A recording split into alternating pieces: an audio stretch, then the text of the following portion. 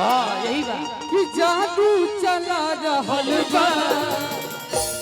अगर गांव में अइला और ऐसा गांव में पिसाए गांव में अइला तभी कहे पड़ी कि लागे की जैसे खेतवा में एक बार ताली हो जाए हो जाओ अरे दियो लागे की जैसे खेतवा में सरसों फूला लगल बा। लागे की जैसे खेतवा में सरसों फूला रहल बा। ओढ़नी के रंग पियर ओढ़नी के रंग पियर जादू चला रहल बा। लागे की जैसे खेतवा में लागे की जैसे खेतवा में सरसों फूला लगल बा। लागे की जैसे खेतवा में विक्की भैया के भाई हो का फूला लगल बा। भैया विक्की भैया के भाई हो का जाओ लागे की जैसे खेतवा में सरसों फूला लगल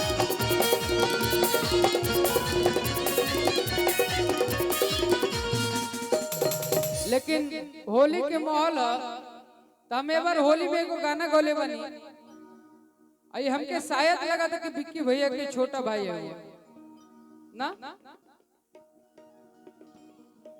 क्या कि हमरो चेहरा हमारे पापा से मिलेला और वो आपके चेहरा आपके भैया से मिलेला चेहरा मिले थोड़ी अंकल जी से और अंकल जी हमनी के मगध के शान हुए हाँ वो अंकल जी खातिर कितना का कहीं कम हो जाए लेकिन भैया भैया एक बात आप इसको गौर से सुनिएगा कि माई ममता के मूरत है कि तब बापू दया के सागर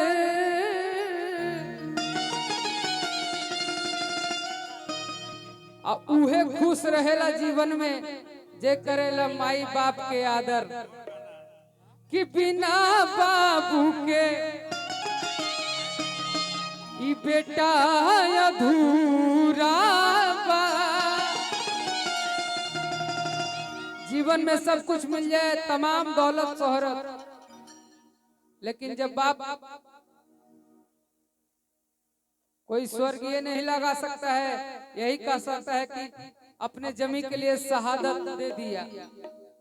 मेरे सुशील अंकल बिना माई के बिना बाबू के कि बेटा अधूरा बा और कि बाबूजी के बिना न कुछ पूरा बा। बेटा अधूरा बा कि मागी बिना न कुछ पूरा। 5.5 लगा ली एक के बाद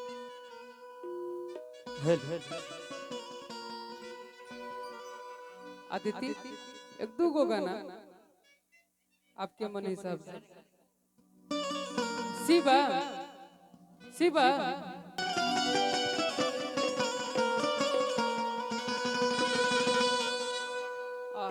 अभी